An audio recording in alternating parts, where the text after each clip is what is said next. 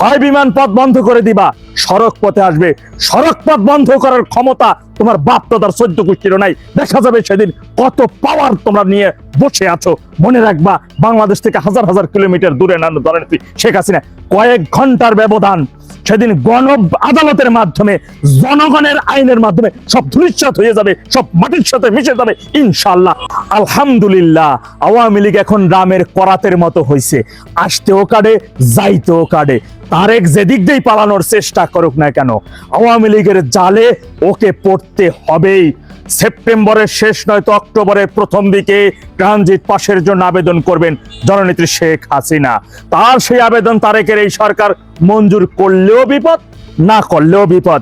আপনাদের নিশ্চয়ই মনে আছে 2007 সালে মঈনুদ্দিন ফখরুদ্দিন সরকার বিদেশে থাকা জননেত্রী শেখ হাসিনার দেশে ঢোকার জন্য ট্রানজিট পাস তারা বন্ধ করে দিয়েছিল। তারপরে কিন্তু জননেত্রী শেখ হাসিনার দেশে ঢোকা প্রত্যাবর্তনের বিষয় কিন্তু থামাইয়া রাখতে পারে নাই। সুতরাং এই সরকার, এই তারেকও কখনো পারবে না। মনে রাখবেন, নেত্রী যেদিন দেশে ঢুকবে ওই দিন দেশে কোনো আইন থাকবে না। ওই দিন শুধু গণ আইন থাকবে, জনগণের আইন থাকবে। ওই দিন শুধু একটা আদালত থাকবে, সেটা গণ আদালত। নেত্রীর সাথে সেদিন থাকবেন বিশ্বের প্রায় 58টা দেশের 238টা গণমাধ্যম মিডিয়া। তারা সেগুলো লাইভ প্রোগ্রাম দেখাবেন বিশ্বব্যাপী। আরো অনেক দেশের মিডিয়াগুলো তার সেই লাইভ প্রোগ্রামটি সরাসরি দেখানোর জন্য এরই মধ্যে দলের সংশ্লিষ্ট দপ্তরে তারা আবেদন জানিয়েছেন, তাদের ইচ্ছার কথা প্রকাশ করেছেন। মনে রাখবেন, কোন আইনের জোরে সাজাপ্রাপ্ত একজন খুনি কুখ্যাত সন্ত্রাসী তারেক দেশে প্রবেশ করেছে। তিনি এয়ারপোর্টে এসেই সেখান থেকে 300 ফিটে গেলেন, বক্তব্য দিলেন, মরা মাইকে ডিপ ফ্রিজ থেকে বাইর করে আইনা তাকে আয়োজন করলেন, এমনকি মরা মায়ের টিপসই নিয়ে পর্যন্ত নির্বাচনে মনোনয়ন ফরমে জমাও দিলেন। পরবর্তী তিনি মরছে, তার দাফন সম্পূর্ণ করলেন, প্রধানমন্ত্রী হইয়া তিনি শপথ নিলেন। জীবনে নির্বাচনের মাধ্যমে একটা মেম্বারও তিনি হয় নাই। কয়দিনের রাজনীতি, শীর্ষ সন্ত্রাসী, চাঁদাবাজি, খুনি, এছাড়া তার নামের পিছনে আর কোনো বিশেষণ নাই। সুতরাং তারেক কোন আইনের ভিত্তিতে দেশে আসছে, প্রধানমন্ত্রী হয়েছে? প্রশ্ন রাখতে চাই। মানবতা বিরোধী কথিত ওই যে খয়ের খা আদালতের চিফ প্রসিকিউটর সামনে বিশেষ আইনের জোরে তিনি বলেন যে তার এইভাবে দেশে আসার কোনো আইনি বৈধতা নাই, কোনো সুযোগ নাই। তিনি ওই দেশে গ্রেপ্তার হবেন, তারপরে তিনি আসবেন। দুই দেশের সমঝোতা ছাড়া তিনি কখনো আসতে পারবেন না। হয় বিমান পথ বন্ধ করে দিবা, সড়ক পথে আসবে। সড়ক পথ বন্ধ করার ক্ষমতা তোমার বাপ দাদার 14 গোষ্ঠীর নাই। দেখা যাবে সেদিন কত পাওয়ার তোমরা নিয়ে বসে আছো।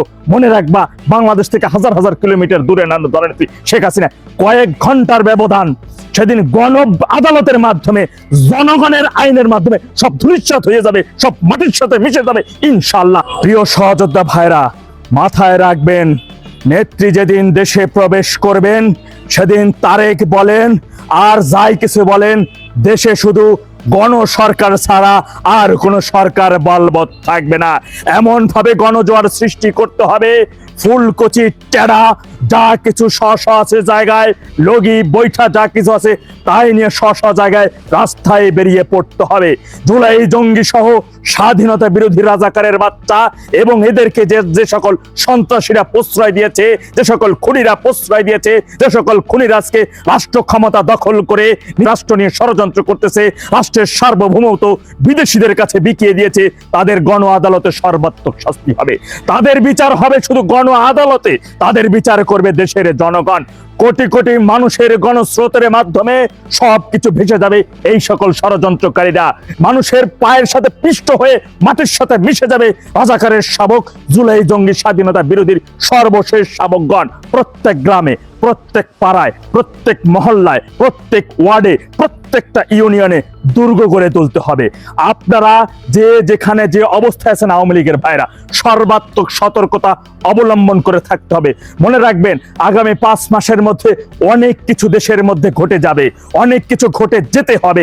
সাথে সাথে যেখানে যে অবস্থায় থাকেন না কেন, গণ বিস্ফোরণ সৃষ্টি করতে হবে। যেখানে যেখানে প্রয়োজন হবে এইখানে ফুটাই ফেলানো, ফাটাই ফেলানো, সেইটা করবেন। আজ থেকে কারো কখনো চোখ দিয়ে পানি ঝরবে না, চোখে আগুন ঝরতে হবে। যারা আমার ভাইয়ের হাত কেড়ে নিয়েছে তার হাত হাতের জায়গায় থাকবে না। যারা আমাদের 32 নম্বর সমাজের সহযোদ্ধা ভাইদের বাড়ি ঘরে হামলা করেছে তাদের বাড়ি আস্ত থাকবে না, আমরা আস্ত রাখবো না ইনশাআল্লাহ। আপনারা যে যেখানে যে অবস্থায় আছেন না কেন, সর্বাত্মকভাবে প্রস্তুতি নিয়ে রাখতে হবে।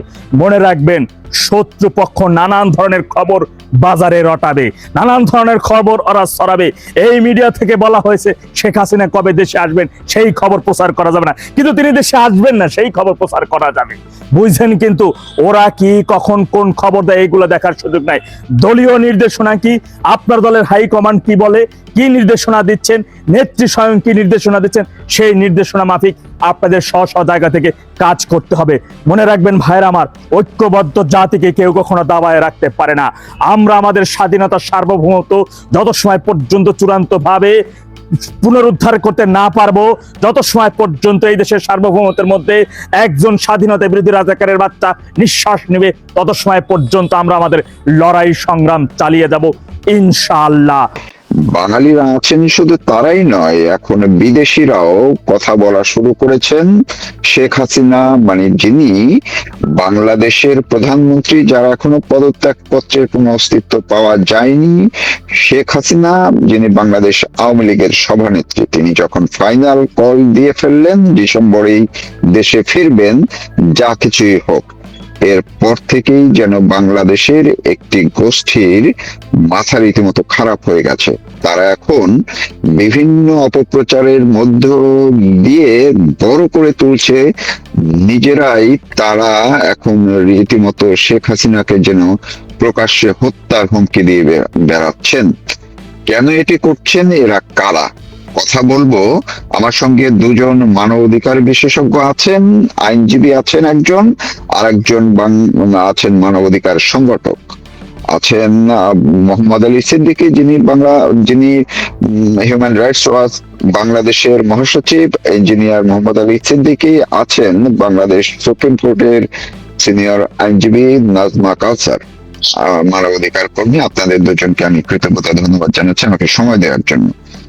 আমি শুরু করতে চাই আইনের মানুষ, যেহেতু আপনি অ্যাডভোকেট নাজমা কাউসার, আপনাকে দিয়ে। আমরা দেখছি যে যারা বলছেন শেখ হাসিনাকে তিনি দেশে ফিরলেই এয়ারপোর্টে গিয়ে ফাঁসিতে ঝুলাবেন, এর মধ্যে আমরা দেখলাম সাবেক চিফ প্রসিকিউটর আইসিটি, যার বিরুদ্ধে দুর্নীতির অভিযোগে তাকে সরিয়ে দেওয়া হয়েছে, সেই তাজুল ইসলাম গতকালকে বললেন যে তিনি ফুলের মালা নিয়ে যাবেন এয়ারপোর্টে এবং সেই ফুলের মালায় থাকবে ম্যানিলা রোপ এবং ফাঁসিতে ঝুলাবেন। তার মানে একজন লয়ার হিসেবে তিনি কি এটি তার এখতিয়ার আছে কিনা, নাকি এটিকে রীতিমতো হত্যার হুমকি হিসেবে সামিল করা যায়? কি বলবেন আপনি, অ্যাডভোকেট নাজমা কাউসার? ধন্যবাদ আপনাকে আলোচনার জন্য। আমরা লক্ষ্য করেছি যে বেশ কিছুদিন ধরে যখনই বঙ্গবন্ধু কন্যা মাননীয় প্রধানমন্ত্রী জননেত্রী শেখ হাসিনা বাংলাদেশে ফিরে যাবেন বলে ওনার দৃঢ় প্রত্যয় ব্যক্ত করলেন, তখনই নানাভাবে আবার নানান চক্রান্ত এবং নানান রকমের বয়ান তৈরি করা হচ্ছে। একটা অদ্ভুত বিষয়, যারা আইন আদালত প্রসিকিউশন, এই যে তাজুল ইসলামের কথা আপনি বললেন, তিনি এবং এখন যে প্রসিকিউশনের চিফ আছেন আমিনুল ইসলাম, তারা সবাই এমন এমন কথা বলছে যেগুলি আইন বহির্ভূত, রীতিমতো হত্যার হুমকি এবং শাস্তিযোগ্য অপরাধ বলে আমি মনে করি। কারণ তারা যে কথাগুলি বলছে, এই কথাগুলি, হ্যাঁ রায় হয়েছে, সেই রায় কার্যকর করবে কি করবে না সেটা আদালতের বিষয়, সরকারের বিষয়। তাজুল ইসলামের কোনো এখতিয়ার নাই এ বিষয়ে কথা বলার। এবং যেই তাজুল ইসলামরা অবশ্যই জানেন তার এই আদালতে, এই ট্রাইব্যুনালে যে মৃত্যুদণ্ডপ্রাপ্ত আসামি বা আপনার আবুল কালাম আজাদ, যে পালিয়ে গিয়েছিল পাকিস্তানে তার বিচারকালীন অবস্থায়, সে ফেরত এসেছে 13 বছর পরে। ফিরে এসে এই জানুয়ারি মাসেরই 21শে জানুয়ারি সে আদালতে আবেদন করেছে এবং তাকে কোন রকম, সে কিন্তু ফাঁসির দণ্ডপ্রাপ্ত আসামি, তাকে কিন্তু কোন রকম আদালত নির্দেশ দিয়েছে, কই তাকে তো গ্রেপ্তার করা হয়নি, তাকে তো হত্যা করা হয়নি, তাকে তো জেলে পাঠানো হয়নি। তার বেলায় স্পষ্ট করে আদালত তাদের এই সাজানো মানে কি বলো নাট্যমঞ্চের এই ট্রাইব্যুনাল, সেখানে তারা বলে দিল যে উনি যেভাবে আছেন ওইভাবেই থাকতে পারেন এবং উনি প্রকাশ্যে দিব্যে ঘুরে বেড়াচ্ছেন। আরেকজন ফাঁসির আসামি এটিএম আজহার, যিনি একাত্তরের মানবতা বিরোধী যুদ্ধ অপরাধের, এরা দুজনেই 71-এর মানবতা বিরোধী অপরাধের দায়ে সাজাপ্রাপ্ত। সে আজকে পার্লামেন্টে বসে আছে, জেল থেকে বেরিয়ে পার্লামেন্ট মেম্বার হয়ে বাংলাদেশের জাতীয় সংসদকে কলুষিত করছে। তাদের বেলায় তো এরা কথা বলছে না। আইন কি পৃথিবীতে, বাংলাদেশে বলুন আর পৃথিবীর যে কোনো দেশে বলুন, আইন আদালত নিয়ম কানুন সমস্ত কিছু সকলের জন্য, সকল নাগরিকের জন্য সমভাবে প্রযোজ্য। এবং শেখ হাসিনার বেলায় কেন ব্যতিক্রম হবে? তারা এই কথাগুলো বলতে পারেন না। তারা সরাসরি যে কথাগুলো বলছেন তাদের বিরুদ্ধে আসলে এটা মানে হত্যার অভিযোগ আসতে পারে, এবং সেই অভিযোগ করার মতো আজকে বাংলাদেশের আইন আদালতের যে অবস্থা, সেখানে দাঁড়িয়ে কোনো কথা বলার সুযোগ নেই। তা না হলে ইতিমধ্যে কিন্তু তার বিরুদ্ধে মামলা হয়ে যেত। আজকে নাহিদরা সার্জিসরা যে হুঙ্কার দিচ্ছে, কিসের ভিত্তিতে দিচ্ছে? আমিনুল ইসলাম এই এখন যে চিফ প্রসিকিউটর, ওনারা এক এক দিন এক এক কথা বলছেন। উনি কোন আইনে কিভাবে বলছেন শেখ হাসিনা বাংলাদেশে ফেরত আসলে উনার আত্মসমর্পণের কোনো সুযোগ নেই? এটা কোন আইনে উনি বলতে পারেন যে একজন আসামি স্বইচ্ছায় এসে আত্মসমর্পণ করতে চাচ্ছে? সেটাকে ওনারা কি ধৃষ্টতা, কি মানে রীতিমতো মবের হুমকি দিচ্ছেন? আইন বহির্ভূত ভাবে ওনারা এই কথাগুলো বলছেন যে একজন আসামি স্বইচ্ছায় এসে আদালতে আত্মসমর্পণ করবে, তারও কোনো সুযোগ নেই। তো এরা তো ফরমাইশি কথাবার্তা বলছেন, এগুলির কোনো আইনি কোনো ভিত্তি আছে বলে নেই। তারা সবাই ভায়েস্ট, এরা সবাই, আপনারা তাজুলের পরিচয় জানেন, সে মানবতা বিরোধী অপরাধের দায়ে দণ্ডপ্রাপ্ত পাকিস্তানের মানে ঘাতক, 71-এর ঘাতকদের, 71-এর গণহত্যাকারী হানাদার বাহিনীর দোসর গোলাম আজম নিজামী থেকে শুরু করে প্রত্যেকের সে লয়ার ছিল। আজকে সে এই ট্রাইব্যুনালে, যেই ট্রাইব্যুনাল অবৈধ ট্রাইব্যুনাল, আমরা মনে করি সে প্রসঙ্গটা ভিন্ন, কিন্তু তবুও বাংলাদেশের প্রতিটি আইনজীবী মনে করে যে এই ট্রাইব্যুনাল গঠনটাই ছিল সম্পূর্ণ ভুল। সেখানে দাঁড়িয়ে সে আজকে যে নাটক মঞ্চস্থ করেছে, যেভাবে একটা ক্যাঙ্গারু কোর্টের মাধ্যমে যেভাবে বঙ্গবন্ধু কন্যা জননেত্রী শেখ হাসিনার একতরফা ভাবে হত্যা মামলায় তাকে মৃত্যুদণ্ড প্রদান করেছে, সেই জায়গা নিয়ে এসে কথা বলছে, তারই তো প্রসিকিউশন হবে আগামীতে ইনশাল্লাহ। কারণ একটি ডকুমেন্ট। জি ধন্যবাদ। আমি আবার আসবো আপনার কাছে। প্রকৌশলী মোহাম্মদ আলী সিদ্দিকী, আপনি দীর্ঘদিন মানবাধিকার নিয়ে কাজ করেন, মানবাধিকার সংগঠনের নেতৃত্ব দিচ্ছেন, আন্তর্জাতিক বিভিন্ন ফোরামে আপনি কথা বলছেন নিয়মিত। তো এই যে অ্যাডভোকেট নাজমা কাউসার যে কথাগুলো বললেন, তারা যে এখন গত কয়েকদিন পর্যন্ত তাদের যে আস্ফালন দেখা যাচ্ছে, তারা এটি গত 2-2.5 বছরের যে বাংলাদেশ, মানে এটিকে তাদের এই ধরনের যে মানবাধিকার লঙ্ঘনের চরম কিছু উদাহরণ তারা তৈরি করলো, সেইটারই বহিঃপ্রকাশ কিনা? তারা আইন কানুনের কোনো তোয়াক্কা না করে রীতিমতো একজন প্রধানমন্ত্রীকে, সাবেক একজন প্রধানমন্ত্রীকে তারা প্রকাশ্যে প্রকারান্তরে হত্যার হুমকি দিয়ে বেড়াচ্ছেন। মানবাধিকার সংগঠক হিসেবে আপনার কি ব্যাখ্যা? ধন্যবাদ তৌফিক ভাই।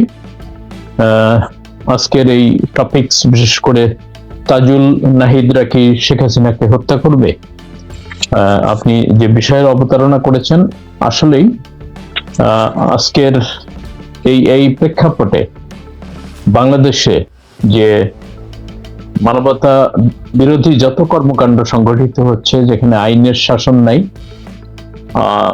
অ্যাডভোকেট নাজমা কাউসার উনি যথার্থই বলেছেন যে ফরমাইশি আদালত।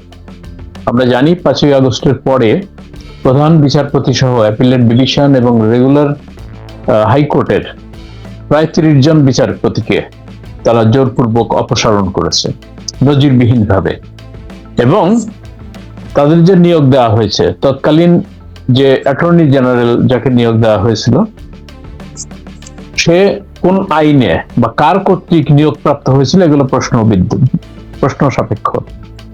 তো এই যে আদালত, গত 2 বছর ধরে আমরা দেখছি যে কোনো আসামিকে তার কি বলে চার্জশিট বা ফাইনাল রিপোর্ট কোনো কিছু দেওয়ার আগে কাউকেই জামিন দেওয়া হচ্ছে না।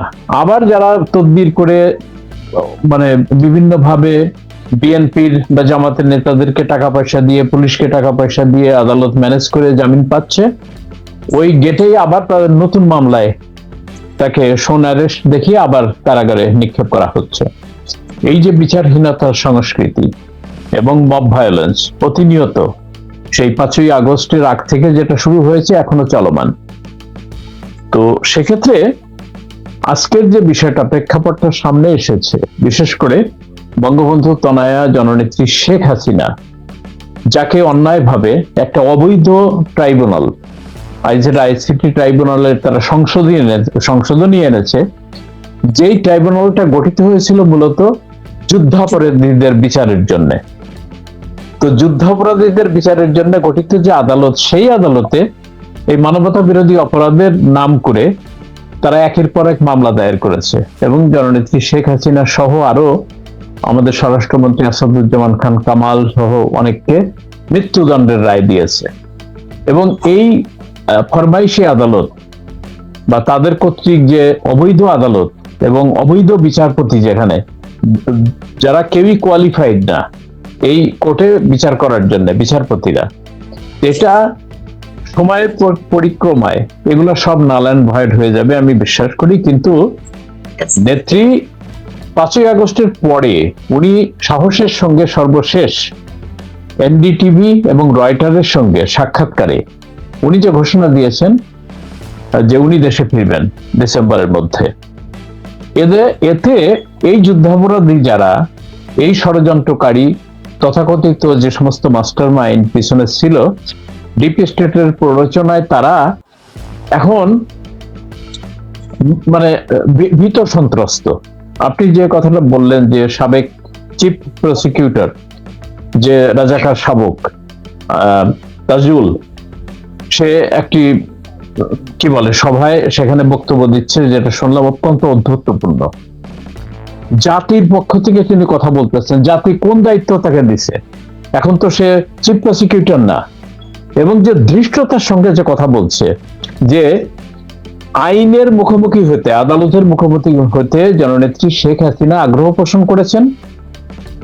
বর্তমান নিয়োজিত আমিনুল ইসলাম যে চিফ প্রসিকিউটর, সে তার কয়েকটা স্টেটমেন্টের মধ্যে বলছে যে শেখ হাসিনার দেশে ফিরতে কোনো বাধা নেই, উনি যদি আইনের ইসে আসেন, আইনের সামনে দাঁড়াতে পারেন। এবং উনি কি বলে, ওনার অনুপস্থিতিতে বিচার কার্য সম্পন্ন হয়েছে, আদালতের নজির আছে যে সে এসে আপিল করতে পারে, সে সারেন্ডার করতে পারে, এন্ড আইন তার নিজস্ব গতিতে সেটা চলবে। তো সেক্ষেত্রে সে সম্পূর্ণ মানে 180 ডিগ্রি টার্ন নিছে। এখন সে বলতেছে না, কনভিক্টেড সে আসলে তাকে গ্রেপ্তার করা হবে, জেলে নিক্ষেপ করা, এবং সে আপিল করতে পারবে না। তো এই যে দ্বিমুখী কথাবার্তা তার এবং তাজুল এখন ভীত সন্ত্রস্ত, কারণ ওরা জানে যে শেখ হাসিনা যদি দেশে ফেরত আসে, তাহলে এই সমস্ত জঙ্গি, জামাত শিবির এবং এই স্বাধীনতা বিরোধী অপশক্তি, যারা সত্যিকারের 71-এর সেই মহান মুক্তিযুদ্ধে তাদের পরাজয়ের প্রতিশোধ নিতে ক্ষমতা দখল করেছে। এবং আমার বলতে দ্বিধা নেই যে ডিপ স্টেটের মিলিয়ন ডলার, তারা কয়েকশো মিলিয়ন ডলার দিয়ে এই সমস্ত যুদ্ধাপরাধী, স্বাধীনতা বিরোধী, আপনার রোহিঙ্গা, বিহারি, তারপরে এই যে স্ট্রিট গ্যাং, কিশোর গ্যাং, তাদেরকে হায়ার করেছে। অন্যদিকে জাতির যে বিবেক বলে যারা পরিচিত, যারা বিভিন্ন সময় জ্ঞান দান করে জাতিকে, টকশোতে আসে, হ্যাঁ, সেই মিথ্যাবাদী দালাল, বিদেশিদের দালাল, এই ডলারের দালাল, তারা চক্রান্ত করে একটি জনপ্রিয় গণতান্ত্রিক সরকারকে তারা ক্ষমতার থেকে উৎখাত করেছে। তো একই সাথে আরো আমাদের পার্শ্ববর্তী কয়েকটি দেশে এরকম ঘটনা ঘটেছে। সরকারের পতন ঘটছে শ্রীলঙ্কায়, পতন ঘটেছে পাকিস্তানে, ঘটেছে নেপালে। কিন্তু আমরা দেখছি যে শ্রীলঙ্কা আবার তাদের গণতান্ত্রিক ব্যবস্থাপনায় সুশাসনের মধ্য দিয়ে এগিয়ে যাচ্ছে, এবং সম্প্রতি বিশ্ব ব্যাংক তাদেরকে মধ্যম আয়ের দেশ হিসাবে সেখানে ঘোষণা করেছে। আর এই বাংলাদেশ 2026-এ উন্নয়নশীল দেশের কাতারে গ্রাজুয়েশন করার কথা ছিল, এবং যেখানে 6.8% কন্টিনিউয়াস এসটিডি জিডিপি ছিল, সেটা নেমে 3%-এর নিচে এসে গেছে। তো অর্থনীতিতে এই যে বিপর্যস্ত অবস্থা, এবং গতকাল একটি রিপোর্টে দেখলাম যে বিএনপি সরকার এই 4 মাসে তারা ৭৯,০০০ কোটি টাকা লোন নিয়েছে বাংলাদেশের ব্যাংক থেকে। সমানে কি বলে টাকশালে এই টাকা ছাপানো হচ্ছে, সেখানে দেওয়া হচ্ছে। মানে আর্থিক যে ইনফ্লেশন বেড়ে যাচ্ছে, নতুন কোনো কর্মসংস্থান নাই, নতুন বিনিয়োগ নাই। প্রায় ৩০ লক্ষ শ্রমিক ইতিমধ্যে কর্ম হারিয়েছে। ৮০০ শতাধিক গার্মেন্টস ইন্ডাস্ট্রি বন্ধ হয়ে গেছে, এটা তাদের গার্মেন্টস অ্যাসোসিয়েশনের নেতাদের বক্তব্য। তো এমতো অবস্থায় টলটলায়মান একটি সরকার, একটি দেশ, এবং যেখানে অব্যাহতভাবে আওয়ামী লীগের উপরে এবং যারা স্বাধীনতার পক্ষের শক্তি, যারা সেকুলার, সেই সেকুলার শক্তির উপরে যে আঘাত কন্টিনিউয়াসলি তারা সেই মব ভায়োলেন্সের মধ্যে করে যাচ্ছে, সেটার বন্ধ হওয়ার কোনো লক্ষণ নাই, সুশাসনের কোনো লক্ষণ নাই। এবং আমি তীব্র নিন্দা এবং প্রতিবাদ জানাচ্ছি যে দেশপ্রেমিক সেনাবাহিনী বলে আমরা যে বাংলাদেশের সেনাবাহিনী পুষতেছি, সেই সেনাবাহিনী ম্যাজিস্ট্রেসি ক্ষমতা নিয়ে রাস্তায় আছে, প্রত্যেকটা জেলায় আছে, কিন্তু তারা এই ধরনের যে মব ভায়োলেন্স, এই যে আওয়ামী লীগ, যুবলীগ, ছাত্রলীগকে ধরে ধরে নিয়ে পিটিয়ে মেরে ফেলতেছে। নতুন করে সংযোজিত হয়েছে যে পুলিশের ডিবি বাসার থেকে ধরে নিয়ে প্রান্ত মির্জা মধুখালীতে, নুরুল আলম কি বলে সাতকানিয়ায়, চট্টগ্রামে তাদেরকে ধরে নিয়ে পিটিয়ে মেরে ফেলছে। এই যে মানে কি মানবাধিকারের চরম লঙ্ঘন, এবং একটি গণতান্ত্রিক স্বাধীন সার্বভৌম বাংলাদেশ, সেই দেশটাকে তারা সত্যিকারের যে কি বলবো ইঙ্গো মার্কিন জোটের কাছে পদানত করে তাদের সঙ্গে চুক্তিবদ্ধ হয়ে বাংলাদেশকে একটি পরাধীন রাষ্ট্র এবং অকার্যকর রাষ্ট্রের দিকে ধাবিত করছে। তো আমি যে কথাটায় আশঙ্কিত যে জননেত্রী শেখ হাসিনা দেশে ফিরবেন, তিনি হয় বিমানে ফিরবেন, না হলে কি বলে ল্যান্ড বর্ডার দিয়ে উনি ফিরবেনই। এই অকুতোভয় অপ্রতিরোধ্য কি বলে সৈনিক, যিনি এই জাতির মুক্তির জন্য ইতিপূর্বে আগেও 2 বার সরকারের রক্তচক্ষুকে উপেক্ষা করে 81 সনের 17ই মে দেশে ফিরেছিলেন, আবার 111 তথাকথিত সেনা সমর্থিত সরকারের রক্তচক্ষু উপেক্ষা করে উনি দেশে ফিরেছিলেন। এটা হবে তার 3য় স্বদেশ প্রত্যাবর্তন, এবং উনি বীরের বেশে ফিরবেন। কোটি কোটি মানুষ তাকে অভ্যর্থনা জানাবে। আমি এই সমস্ত ফরমাইশি আদালতের তাদের নিয়ম কানুন, হুমকি ধামকিকে পরোয়া করি না। মানুষ দেখবে যে কোটি কোটি মানুষ কিভাবে তাকে সাদরে বরণ করে নিচ্ছে। এবং এই জায়গাটায় আমি আপনাকে থামাতে চাই, আবার আসবো। হ্যাঁ, আমি শুধু একটা জিনিস অ্যাড করে দেই যে এই কি বলে তারেক রহমান মৃত্যু যাবজ্জীবন কারাদণ্ড প্রাপ্ত আসামি, সে ফেরত এসে সমস্ত নিয়ম কানুন উপেক্ষা করে সে আজকে প্রধানমন্ত্রীর চেয়ারে। তার যে স্বরাষ্ট্র প্রতিমন্ত্রী ছিল বাবর, মৃত্যুদণ্ড প্রাপ্ত আসামি, তারা বেকসুর খালাস পেয়ে এখন মানে কি বলে সরকার চালাচ্ছে। আপা, নাজমা আপা আরো 2-3 জনের নাম উল্লেখ করলেন। আবুল কালাম আজাদ একজন ফিউজিটিভ, মৃত্যুদণ্ড প্রাপ্ত আসামি। জামাতের নেতা যুদ্ধাপরাধী এটিএম আজহারের কথা বলেছেন। তো তারা বহাল তবিয়তে মানে কি বলে আইনের চোখকে ফাঁকি দিয়ে তারা দেশে স্বাভাবিক কার্যক্রম করতে পারছে, আর নির্বাচিত জনপ্রতিনিধি জননেত্রী শেখ হাসিনা দেশে ফিরতে চাচ্ছেন, যেখানে তারা কয়েকটা চিঠি চালাচালি করছে ভারত সরকারের কাছে, আমরা তাকে ফেরত চাই এক্সট্রাডিশন চুক্তির অধীনে। আর এক্সট্রাডিশন চুক্তির যেখানে যে কথাটা ছিল, সেখানে হলো যদি কোনো আসামি, দণ্ডপ্রাপ্ত আসামি, বন্দী শেখ হাসিনা বা অন্য কেউ বিদেশে থাকে, তাহলে সেই বন্দি বিনিময় হতে পারে। শেখ হাসিনা ওখানে বন্দি না। এবং আমরা দেখেছি যে এই জায়গাটায় আমি আবার আসবো। এখান থেকে আমি এই প্রশ্নটুকু আপনি যেটি তুললেন, এই প্রশ্নটাই আমি করতাম অ্যাডভোকেট নাজমা কাউসার আপনার কাছে। ঠিক সেটি বা মোহাম্মদ আলী সিদ্দিকী তুললেন। আমি এই সূত্রটা ধরেই আমি আপনার কাছ থেকে একটু জানতে চাই যে এই যে চিফ প্রসিকিউটর যে বলছেন আইনের একজন মানুষ হয়ে যে শেখ হাসিনাকে তারা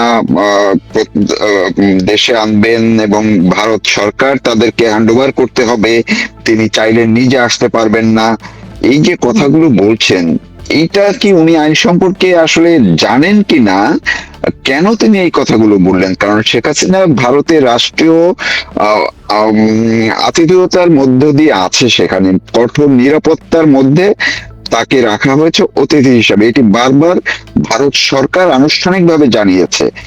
তারা বলছেন যখন শেখ হাসিনা দেশে যেতে চাইবেন এই সিদ্ধান্ত তার, তাকে তো আটক করা হয়নি, বন্দি রাখা হয়নি, তাহলে বন্দি বিনিময় চুক্তি মানে আমিনুল ইসলাম কি বলতে চাইছেন? আপনি একজন আইনজীবী হিসাবে এটা কিভাবে বলবেন? ধন্যবাদ। আসলে যেটা হয়েছে যে ট্রাইব্যুনাল একটু আগেই মানে যেটা সিদ্দিক সাহেব বললেন যে ট্রাইব্যুনাল গঠিত হয়েছে যুদ্ধাপরাধীদের বিচারের জন্য। যুদ্ধকালীন ৭১-এর যুদ্ধকালীন সময়ে যে যারা যুদ্ধ অপরাধের করেছে এবং মানবতা বিরোধী অপরাধ করেছে তাদের বিচারের জন্য।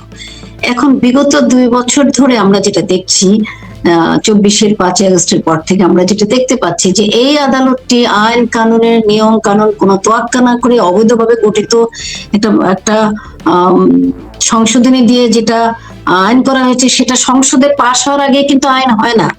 একটা রাষ্ট্রপতির অধ্যাদেশ দিয়ে কিংবা একটা নির্বাহী আদেশ দিয়ে সেটাকে পার্লামেন্টে পাশ করার আগ পর্যন্ত সেটি পূর্ণাঙ্গ আইন হয় না। সেটা দিয়ে বিচার করে ফেলেছেন শেখ হাসিনার এবং মৃত্যুদণ্ড দিয়ে দিয়েছেন ওনারা। তো ওখানে তো আসলে রাজনীতি হচ্ছে। ওই ট্রাইব্যুনালে এখন আদালতের আইন কানুনের চর্চার চেয়ে রাজনীতি বেশি হচ্ছে। তো ওনারা যেগুলি বলছেন এগুলি হাস্যকর, এগুলি কোনো আইনে কখনো কোনো কালেই টিকবে না। একজন কেউ রিট করবে, এবং বিএনপি নেতা ফজলুর রহমান বলেছে স্পষ্টভাবে, তার ভিডিও ভাইরাল হয়েছে, যে একজন কেউ আইনজীবীও যদি রিট করে এই সাজার বিরুদ্ধে, তাহলে এগুলি সব নাল এন্ড ভয়েড হয়ে যাবে, এগুলি সব বাতিল হয়ে যাবে সমস্ত কিছু। সেখানে যদি দেখেন আপনি যেটা বলছে যে ভারত কেন প্রত্যাবর্তন করবে, উনি তো বাংলাদেশের প্রধানমন্ত্রী হিসাবে বাংলাদেশের বিমান বাহিনী এবং সেনাবাহিনীর সদস্যরা সাথে করে নিয়ে ওনাকে ভারতে দিয়ে এসেছে। আজকেই দেখলাম ভারতীয় সেনাবাহিনী প্রধান এই কথাটা বলেছে যে উনি পালিয়ে গেছেন, এই কথাটা বলবেন না, উনাকে রেখে গেছে বাংলাদেশ বিমান বাহিনী এবং সেনাবাহিনীর সদস্যরা। তাহলে তাদের বিচার করুন আগে। তারা কি তাদের আপনাদের অজ্ঞাতে গিয়েছিল? তারা কোথায় যারা রেখে গেছে? এবং এখানে মাননীয় প্রধানমন্ত্রী উনি রাষ্ট্রীয় অতিথি হিসাবে ভারতের সর্বদলীয় সিদ্ধান্তের মাধ্যমে উনি মর্যাদায় সেখানে ভারতে অবস্থান করছেন। এবং আপনি দেখেন সেখানে এরা যেসব কথাবার্তা বলছে, মানে এনাদের আশা হচ্ছে যে ভারত ওনার হাতে হ্যান্ডকাপ লাগিয়ে দিয়ে ওনাকে এনে ওনাদের কাছে তুলে দিয়ে বন্দি শিকলে বেঁধে এনে দিয়ে যাবে, এরকম স্বপ্ন দেখছেন ওনারা বসে বসে। তো একটা কথা বলতে চাই, ৭১ সালে আমাদের মুক্তিযুদ্ধের মহান মুক্তিযুদ্ধের নেতারা যারা ভারতে গিয়েছিল তারা ভিসা নিয়ে যায়। আবার যখন ১৬ই ডিসেম্বর বিজয়ের পরে তারা ফিরে এসেছে, তারা কেউ কিন্তু ভিসা নিয়ে আসেনি। বাংলাদেশকে জয় করেছে, বাংলাদেশকে স্বাধীন করেছে, তারপর সেই বাংলাদেশে তারা ফিরে এসেছে। আপনি দেখেন আজকে মাহফুজ এই যে তথাকথিত ইউনূসের বাটপার ইউনূসের যে সরকার, অবৈধ জবরদখলকারী সরকার, বাংলাদেশে জগদ্দল পাথরের মতো বসে থেকে বাংলাদেশের কৃষ্টি কালচার, বাংলাদেশের তরুণ সমাজকে নষ্ট করেছে, সমস্ত রাজনীতিকে ধ্বংস করেছে এবং স্বাধীনতা বিরোধীদের পৃষ্ঠপোষক করেছে। যাকে ক্লিনটনের অনুষ্ঠানে মাহফুজকে যে পরিচয় করিয়ে দিয়েছিলেন ইউনূস নিজে যে মাস্টার মাইন্ড হিসেবে, সেই মাস্টার মাইন্ড এখন বলছেন যে এটা আসলে স্বাধীনতা বিরোধীদের আন্দোলন ছিল। তাহলে বোঝেন এদের অবস্থানটা। এরা এখন গা বাঁচাতে কে কোনটা বলে কোথায় পালাবে, এরা ভয়ে আতঙ্কিত। এরা পালানোর রাস্তা খুঁজছে। এরা জানে শেখ হাসিনা বাংলাদেশের মাটিতে পা দেওয়া মানে এদের অস্তিত্ব থাকবে না। আজকে আপনি দেখেন, কারণ শেখ হাসিনা বঙ্গবন্ধুর কন্যা, যিনি বাংলাদেশ তৈরি করেছেন, বাংলাদেশের সৃষ্টিকারী স্থপতি জাতির জনক বঙ্গবন্ধু শেখ মুজিবুর কন্যা শেখ হাসিনা, তিনি বাংলাদেশের সীমান্তে এসে যদি দাঁড়ায় তাহলে সেখানে কোটি কোটি মানুষের সমাবেশ ঘটবে। তার নাগরিকত্ব কি বাতিল করা হয়েছে? পাসপোর্ট ভিসার প্রশ্ন উঠাচ্ছেন আজকে প্রসিকিউশন থেকে। পাসপোর্ট ভিসার তোয়াক্কা করে কে? পাসপোর্ট ভিসা দিয়ে কে তারেক রহমান বাংলাদেশে ফিরেছিলেন? তারেক রহমানের পাসপোর্টও ছিল না, তারেক রহমানের ভিসাও ছিল না, তারেক রহমানের ন্যাশনাল আইডি কার্ডও ছিল না। তাহলে উনি কি করে বাংলাদেশে আসলেন? কোন আইনে, কোন অধিকারে, কোন জিনিস নিয়ে উনি আসলেন বাংলাদেশে? উনি তো বাংলাদেশের পাসপোর্ট সারেন্ডার করেছিল এবং সেটা রিনিউ করেনি। তাহলে আপনাদের আর বেলায় এই ক্ষেত্রে আমি একটু যুক্ত করে দিতে চাই, শেখ হাসিনা যখন ভারতে নিয়ে যাওয়া হয়েছে বাংলাদেশের সেনাবাহিনী, তার তো কোনো ভিসার কোনো তো বিষয় ছিল না, তাকে তো রাষ্ট্রীয় প্রোটোকলের মধ্যে দিয়েই পৌঁছে দেওয়া হয়েছে।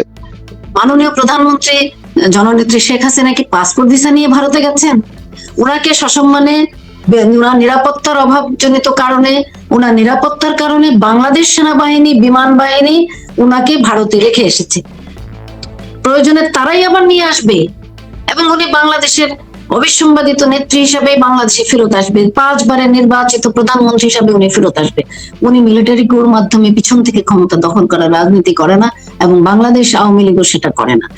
এখন আপনি শেখ হাসিনা অদম্য অসাধারণ সাহসী একজন মানুষ, যিনি চ্যালেঞ্জ গ্রহণ করতে কখনোই ভয় পান না, এবং যেটা তার পিতা বঙ্গবন্ধু শেখ মুজিবুর রহমান পাকিস্তানের 23 বছরে চ্যালেঞ্জ গ্রহণ করেছিলেন বলেই, মৃত্যুর ঝুঁকি নিয়ে বারবার ফাঁসির মঞ্চে দাঁড়িয়েছিলেন বলে বাংলাদেশ নামক রাষ্ট্রের সৃষ্টি হয়েছিল। এবং তারই সুযোগ্য কন্যা জননেত্রী শেখ হাসিনা এই বাংলাদেশে, বঙ্গবন্ধু সৃষ্টির বাংলাদেশে আসতে হলে কাউকে জিজ্ঞেস করে আসতে হবে? পাসপোর্ট ভিসা নিয়ে আসতে হবে? এরা যেগুলি কথাবার্তা বলছে এগুলি তো হাস্যকর, এবং এরা আসলে যে ভীত, তাদের কথাবার্তাতে এটা বোঝা যাচ্ছে। আজকে দেখেন, লিগ্যাল প্রশ্ন যদি আসেন, আপনি আজকেই জামাতের আমিরের একটা নিউজ দেখলাম। জামাতের আমির বলছে যে কথাটা আমরা গত 2 বছর ধরে বলছি, প্রচার করছি, বলতে চেষ্টা করছি, যে অসাংবিধানিক ভাবে যে একটা মিথ্যা আদালতের নির্দেশনার মাধ্যমে এই ইউনূস তার অন্তর্বর্তীকালীন সরকার গঠন করেছে, সেটা একটা ভুয়া কাগজের ভিত্তিতে, সেটা দেখাতে পারেনি। আমাদের সিনিয়র আইনজীবী মহসিন সাহেব রিট করেছিলেন এই আদালতে সেই কাগজ দেখার জন্য, যে কোথায় চিফ জাস্টিস বসেছিল, কোথায় ফুল বেঞ্চ বসেছিল, কোন কোন বিচারপতিরা মিলে এই আদেশ দিয়েছিল যে এই আপদকালীন সময়ে এখন অন্তর্বর্তীকালীন সরকার গঠন করা যায়, সেটি আদালত দেখাতে পারেনি, শুধু বলে দিয়েছে যে এটা বৈধ। তো তাইলে আমরা চ্যালেঞ্জ করছি যে এই ইউনূস সরকার অবৈধ, কারণ চিফ জাস্টিস ছিল না এবং সকল এই যাদের নাম দেওয়া হয়েছে তাদের স্বাক্ষরযুক্ত কাগজ দেখাতে চেয়েছে, সেটাও দেখাতে পারেনি। সেটা অবৈধভাবে গঠিত ইউনূস সরকার বাটপারি করে বাংলাদেশটাকে ধ্বংস করে দিয়ে গেছে, এবং তারই ধারাবাহিকতায় আবার যে নির্বাচন করেছে, এই নির্বাচন করার এখতিয়ার কি তার 18 মাস পরে তার এখতিয়ার ছিল? সে নির্বাচন করেছে, সেই নির্বাচনের মাধ্যমে আবার যে সরকার গঠিত হয়েছে, বাংলাদেশের সংবিধান সেটাকে অ্যালাউ করে না। বাংলাদেশের সংবিধান অনুযায়ী ইউনূস সরকার অবৈধ, নির্বাচন অবৈধ, যে গণভোটের তারা কথা বলেছে সেটা অবৈধ, এবং তাহলে তারই ধারাবাহিকতায় তারেক রহমান সরকারও অবৈধ। এবং আজকে যদি বাংলাদেশে এসে শেখ হাসিনা আকাশপথে আসুক আর রাস্তা দিয়ে জনস্রোতের মাধ্যমে উনি হেঁটে চলে আসুক, উনি দাঁড়ালে বাংলাদেশের আজকের সংবিধান, এক্সিস্টিং সংবিধান অনুযায়ী উনি বাংলাদেশের বৈধ প্রধানমন্ত্রী। এবং এই কারণে এদের পায়ের নিচ থেকে মাটি সরে যাচ্ছে। এরা ফাঁসি দেওয়ার জন্য শেখ হাসিনাকে বাংলাদেশে ঢুকতে দিতে চাচ্ছে না এখন। এরা এই কারণেই সবাই মিলে এরকম আবল তাবল বকা শুরু করেছে, যাচ্ছে তাই উল্টা পাল্টা জঘন্য সব অপপ্রচার চালাচ্ছে, নানান রকম কথা বলছে। আজকে দেখেন, আজকে সে কথাটাই কিন্তু জামাতের আমির একটু ঘুরিয়ে বললেন যে বিএনপি সরকার যেহেতু গণভোটের রায় মানছে না, তাহলে বাংলাদেশে বিএনপি সরকার বলতে চাচ্ছে যে গণভোট সংবিধানে নেই। এখন জামাতের আমির সেটাকে বলতে চাচ্ছে, সংবিধানে যদি গণভোট না থেকে থাকে, তো সংবিধানে তো অন্তর্বর্তীকালীন সরকারও ছিল না, তাহলে সেটাও অবৈধ। সংবিধান অনুযায়ী, আজকে সংবিধান অনুযায়ী তো নির্বাচনও অবৈধ। এবং 2026 সালে উনি স্পষ্ট করে বলেছে 2026 সালের গঠিত সরকারও অবৈধ। তাহলে বাংলাদেশে সরকারি দলও নেই, বিরোধী দলও নেই। আমরা ঠিক এক্স্যাক্টলি এই কথাটাই আমরা বলতে চেয়েছি। তারা তো বিএনপিকে থ্রেট করার জন্য বলেছে, আর আমরা এই কথাটা জনগণকে বোঝানোর জন্য আমরা বারবার এই কথাটা বলতে চেয়েছি যে এই টোটাল সরকারটা, ইনক্লুডিং তারেক জিয়া সরকার, পুরোটাই অবৈধ সরকার। এবং বাংলাদেশের কারণ কোনো পদত্যাগ পত্র পাওয়া যায়নি, কোনো ডকুমেন্টস দেখাতে পারেনি, সেটা নিয়েও মহসিন রশিদ সাহেব টুইট করেছিলেন, কিন্তু সেটা দেখাতে পারেনি যে প্রধানমন্ত্রীর কোথায় পদত্যাগ করেছে, কার কাছে পদত্যাগ করেছে। সংবিধান অনুযায়ী টোটালটাই আসলে পাতানো খেলা চলছে এবং সম্পূর্ণ অবৈধভাবে বাংলাদেশ 2 বছর ধরে যে সন্ত্রাসের রাজত্ব, জঙ্গি উত্থান হয়েছে, সারা পৃথিবীতে আজকে বাংলাদেশের মান সম্মান মানে নিঃশেষ হওয়ার পথে দাঁড়িয়েছে। তা আমি শুধু এটুকু বলতে পারি যে বঙ্গবন্ধু কন্যাকে আমি গত 45 বছর ধরে চিনি। 81 সালে উনি যখন বাংলাদেশে এসে আজকে 46 বছর হতে চললো, তো উনি ওনার যে সাহস, যে দৃঢ়তা, যে অদম্য অপ্রতিদ্বন্দ্বী শেখ হাসিনা, সেই শেখ হাসিনা একবার যখন বলেছে আমি বাংলাদেশে আসব, ওনার সামনে যদি মেশিন গান নিয়েও দাঁড়িয়ে থাকে, উনি আসবেই বাংলাদেশে, উনি ঢুকবেই বাংলাদেশে ইনশাল্লাহ। এবং এই অনেক ধন্যবাদ, না ওনাকে দরকার, ওনাকে ছাড়াই বাংলাদেশ। অনেক ধন্যবাদ আপনাকে।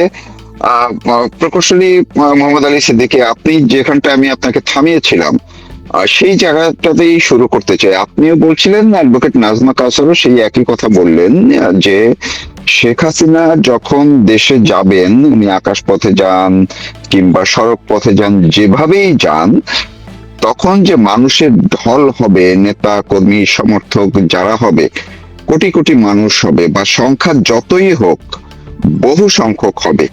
তো বাংলাদেশের এখন আমি ধরি, যদি একটু যারা দর্শক আপনারা যারা আপনার শুনছেন এবং দেখছেন, এর মধ্যে যারা মুক্তিযুদ্ধের বিরোধী শক্তি যারা আছেন, অনেক দর্শক আছেন, আমি কমেন্টস দেখে বুঝতে পারি, তো তাদের কাছেও একটু, আপনাদের কাছেও মাঝে মধ্যে জানতে ইচ্ছা করে যে বাংলাদেশের আইন আদালত যাই বলেন, বা বাংলাদেশের কারাগারের যে এখন ক্যাপাসিটি, কত লক্ষ কোটি মানুষকে আপনারা শেখ হাসিনার সঙ্গে কারাগারে নিয়ে যেতে পারবেন, এই সরকারের সেই ক্ষমতা আছে কিনা, তখন আসলে কি হতে পারে?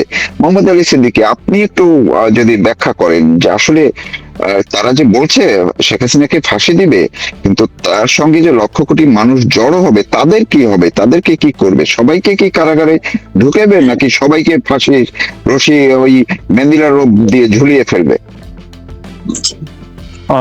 তৌফিক ভাই, বিষয়টা হলো কি, যে যারা দিবা স্বপ্ন দেখছে, যারা আওয়ামী লীগের জন্মের পর থেকে আন্দোলন সংগ্রামে তাদের যে অব্যাহত বিজয়, 52 ভাষা আন্দোলন থেকে শুরু করে বঙ্গবন্ধুর সেই ঐতিহাসিক 6 দফা স্বায়ত্ত শাসন বা স্বাধিকারের জন্য আন্দোলন, অসহযোগ আন্দোলন 69-70-এর যে নির্বাচন, মানে ভূমিধস বিজয় অর্জন করে তারা নিয়মতান্ত্রিক পদ্ধতিতেই দেশের সেবা করার জন্য চেষ্টা করেছে।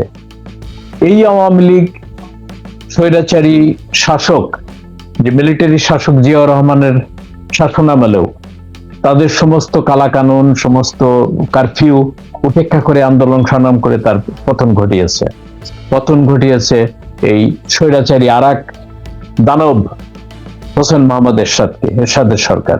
আমরা দেখেছি যে কিভাবে তাকে পদত্যাগে বাধ্য করা হয়। তো এই ঘটনাবলীর পরে যে বিজয়ী আওয়ামী লীগ, তারা কিন্তু প্রতিশোধের নেশায় কখনো কাউকে আঘাত করে নাই, পাল্টা আঘাত করে নাই। আমরা লক্ষ্য করেছি যে 71-এর মহান মুক্তিযুদ্ধের সময় পাকিস্তানি সেই হানাদার বাহিনী, তার যে সহযোগী বাহিনী রাজাকার আল বদর আল শামস, যে প্যারামিলিটারি, এই বাঙালি কুসন্তানদের দিয়ে গঠিত হয়েছিল। তারা যেভাবে হত্যা, ধর্ষণ, নির্যাতন, লুটতরাজ করেছিল, ঠিক একই প্রক্রিয়া অনুসরণ করছে এই ইউনূসের তথাকথিত অবৈধ ইন্টারিম গভর্নমেন্ট এবং তারই ধারাবাহিকতায় এই বিএনপি জামাতের সরকার। এবং তারা সত্যিকারের হলো একটা দল, জামাত, বিএনপি, এনসিপি যাই বলি না কেন, তারা একটা দল। কেউ ট্রেজারি বেঞ্চে, কেউ বিরোধী দলে আছে। এবং তাদের মূল জায়গাটা হচ্ছে যে 71-এর যে মহান মুক্তিযুদ্ধ, সেই মুক্তিযুদ্ধের ইতিহাসকে মুছে ফেলা, তার মূল্যবোধ গুলাকে মুছে ফেলে তারা আর একটা যুদ্ধ সামনে দেখাচ্ছে, যে 24শে জুলাই আগস্টে নাকি যুদ্ধ হয়েছে। আমি ভাবতে অবাক লাগে, একদিকে যেমন জননেত্রী শেখ হাসিনা পালিয়ে গেছেন, এই শিক্ষিত পাপীরা যে কথাগুলো বলে, ঠিক একইভাবে ওরা যুদ্ধ করেছে, জুলাই যুদ্ধ হয়েছে। তো জুলাই যুদ্ধ হলো, যুদ্ধ করলো কার সঙ্গে? কোন দেশের সঙ্গে যুদ্ধ করেছে? কোন বাহিনীর সঙ্গে এরা যুদ্ধ করেছে? এটা তো ওয়ান সাইডেড। স্নাইপার কি বলে, রাইফেল ব্যবহার করে 7.62 মিলিমিটার ক্যালিবারের যে গুলি, সেই গুলি করে করে পাখির মতো মানুষ হত্যা করে সরকারের বিরুদ্ধে খেপিয়ে তুলেছে। তো তার অসংখ্য ভিডিও সোশ্যাল মিডিয়ায় সয়লাভ হয়ে আছে। অথচ আমরা দেখতে পাচ্ছি এই যে আমিনুল ইসলাম, সে সে নাকি প্রমাণ পাইছে যে 7.62 ক্যালিবার দিয়ে পুলিশ গুলি করে মানুষ হত্যা করেছে। আমরা কিন্তু আজ পর্যন্ত একটা ভিডিও ফুটেজ দেখি নাই যে পুলিশ, মিলিটারি, র্যাব বা বিজিবি তারা কোথাও গুলি করে ওই সময় মানুষ হত্যা করেছে। তাদের হাতে যে অস্ত্র ছিল সেই অস্ত্রে তারা ব্যবহার করেছে কি? Rubber bullet, tear gas. So দিনের শেষে যে বিষয়গুলো তারা ষড়যন্ত্র করছে যে জননেত্রী শেখ হাসিনাকে দেশে আসতে বাধা দেবে, প্রশ্ন হচ্ছে ওই জায়গায় আমার খুব বেশি দিন আগের কথা না, 111 সরকারের সময় জননেত্রী শেখ হাসিনা যুক্তরাষ্ট্রে ছিলেন, উনি ঘোষণা দিলেন উনি দেশে যাবেন। আমাদের মধ্যে অনেকে আমরা সিদ্ধান্ত নিলাম আমরা ওনার সঙ্গে যাব। এখান থেকে লন্ডনে গেলেন, লন্ডনে ব্রিটিশ এয়ারের টিকিট কাটা, ওনার ব্রিটিশ এয়ার বললো তাকে বোর্ডিং করতে দেবে না। অন্যান্য কোনো এয়ারলাইন যাতে না হয়, বাংলাদেশ সরকার সবাইকে বলে দিল তাকে যেন বোর্ডিং করতে না দেওয়া হয়। কিন্তু তিনি এতটাই ডিটারমাইন্ড এবং তিনি মানে বাধ্য করেছেন এয়ারলাইন্সকে, ব্রিটিশ সরকারকে, আমি আমার দেশে ফিরবো, আমার বিরুদ্ধে কোনো সাজা নাই এবং আমার রাইট আছে, it is right and privilege being a citizen of any independent sovereign country to go back my own land. তো সেই জায়গায় জননেত্রী শেখ হাসিনা ফিরে গেছেন।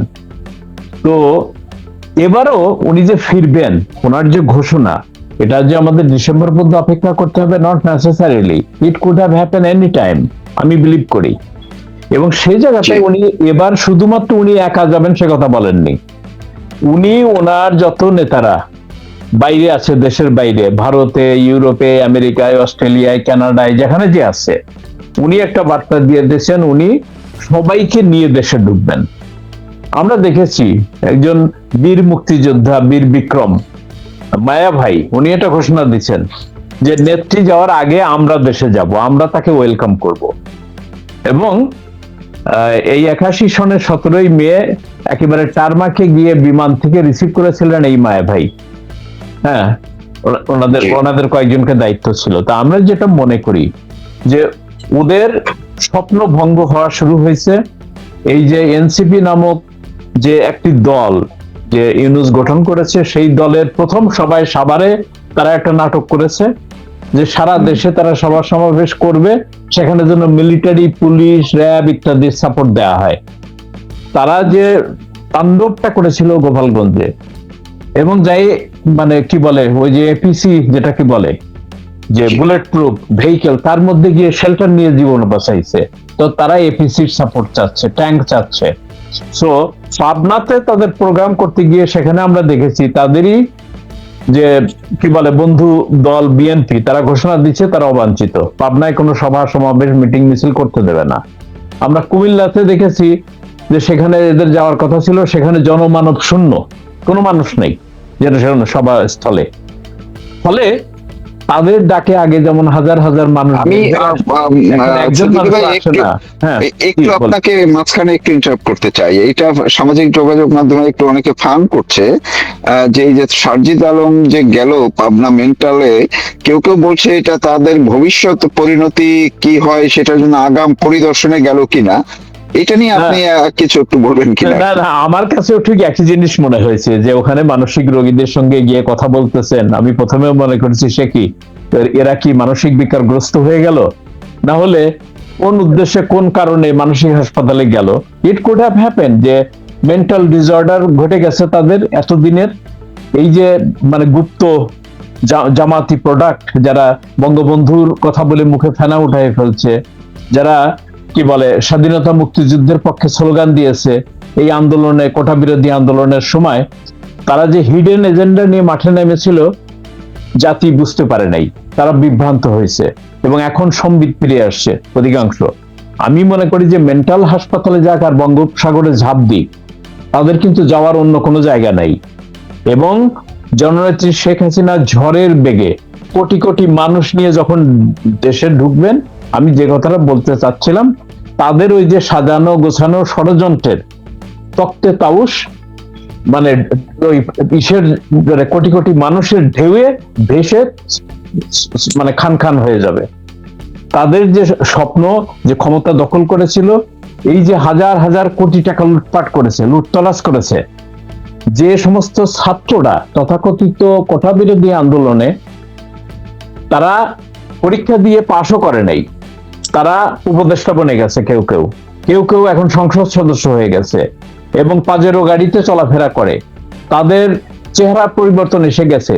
যেখানে মানে জীর্ণ শীর্ণ পায়ে স্যান্ডেল পরে ওই ইসের কি বলে ফুটপাতের পাশের দোকানে বসে খাবার খাইতো, তারা এখন জমিদারি হালে চলে গেছে। এবং ইউনূস খুব সূক্ষ্মভাবে বাঙালি জাতির যে মানে সম্ভাবনাময় জাতি, সেই সম্ভাবনাময় জাতি সৃষ্টিতে ইয়াং জেনারেশনটাকে বিপদগামী করে এই এই মানে শিক্ষা ব্যবস্থাকে পঙ্গু করে এই জাতিটাকে ওই যে তার গ্রামীণ ব্যাংকের লোন নিয়ে আপনার চলতে হবে সেই ব্যবসার ক্ষেত্র প্রস্তুত করে গেছে। এই যে বর্ণচোরা মানে সুবিধাবাদী, মিথ্যাবাদী, সুদখোর ইউনূস একটা জাতির মেরুদণ্ড ভেঙে দেওয়ার জন্য যেমন শিক্ষাই জাতির মেরুদণ্ড, সেই মেরুদণ্ডটা শেষ করে দিচ্ছে। এবার দেখেন এইচএসসি পরীক্ষায় 36% ছাত্ররা তারা ইয়ে করে নাই, পরীক্ষায় রেজিস্ট্রেশন করে নাই। তাহলে এই যে 36% তারা অংশগ্রহণ করলো না, তারা কারা, তারা কোথায়?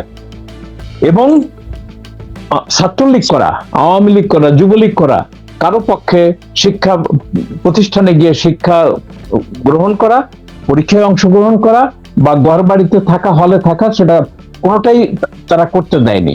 তাহলে একটা জাতির অর্ধেকাংশ যদি এভাবে তাদেরকে বিচ্যুত করে দূরে রাখা হয়, তাহলে এই জাতি পঙ্গুত্ব বরণ করবে, অর্থনীতির ধস নামবে এবং মানুষ মানুষকে কামড়ায় খাবে।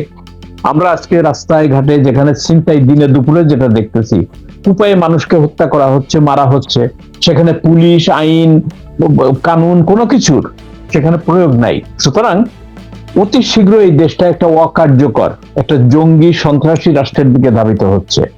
দেশের মানুষ অপেক্ষা করছে। আমরা মধ্যবিত্ত এবং নিম্নবিত্ত মানুষের প্রতিদিনকার সোশ্যাল মিডিয়ায় রিয়াকশন দেখে যারা বুঝি যে শুধুমাত্র আওয়ামী লীগ বা মুক্তিযুদ্ধের পক্ষের শক্তি না, খোদ বিএনপির সমর্থক নেতা পর্যায়ে তারা প্রকাশ্যে এসে বলতেছে আর না, এনাফ, আমরা শেখ হাসিনা চাই, সে ফেরত আসুক, আমরা ভুল করছি, আমি জীবনে আর কোনোদিন বিএনপি করব না। অনেক জামাত নেতারা দুধ দিয়ে গোসল করে তারা বলতেছে এই জামাত একটা মিথ্যাবাদী, এটা প্রতারণার একটা দল, আর জীবনে কোনোদিন জামাত করব না। তাদের সেই বোধোদয়টা সৃষ্টি হয়েছে। আমি যেটা মনে করি যে আল্লাহ অনেক সময় মানে কোনো একটা মহৎ বা ভালো কাজের জন্য হয়তো বা এই ধরনের একটা পরিবর্তনের সূচনা করে, এবং যারা একটানা 17 বছর আওয়ামী লীগের শাসনে সুস্থ, সুন্দর, শান্তিপূর্ণ জীবনযাপন করতেছিল, তাদের মধ্যেও একটা বিরক্তি এসে গেছিল যে প্রতিদিন পোলাও বিরিয়ানি খাইলে যেমন ভালো লাগে না, ওই সময় মনে হয় একটু পান্তা ভাত খাই, অন্য সময় মানে করলার তরকারি দিয়ে কিছু খাই। তো মানুষ সেই স্বাদ পরিবর্তন হয়ে গেছে। এখন তারা এখন মনে প্রাণে ওয়েলকাম করতেছে কাম ব্যাক শেখ হাসিনা, এবং আমরা তার জন্য নফল নামাজ পড়তেছে, কেউ মসজিদে দান করার ঘোষণা দিতেছে, কেউ বলতেছে জীবন দেব শেখ হাসিনাকে বরণ করে দেশকে নিয়ে এসে আবার সেই সুন্দর স্বপ্নময় মানে উন্নয়নশীল একটি দেশের কাতারে নিয়ে যাবে। কোনো শক্তি নাই বাংলাদেশে। এই এনসিপি, এই জামাত শিবির আর বিএনপি কতজন মানুষ শেখ হাসিনাকে ঠেকাবে? আমরা প্রবাসীরা আমরা ঐক্যবদ্ধ হচ্ছি, ইনশাআল্লাহ হাজারে হাজারে ওই দিন আমরাও বাংলাদেশের বর্ডারে হয় বিমানে হোক আর সড়ক পথে হোক আমরা যাব ইনশাআল্লাহ। সুতরাং এই অতি অপ্রতিরোধ্য শক্তিকে মানে রুখে দেয় এই শক্তি কারণেই। অনেক ধন্যবাদ আপনাদের দুজনকে। আসলে এই অল্প সময়ের মধ্যে এত বড় পরিসরের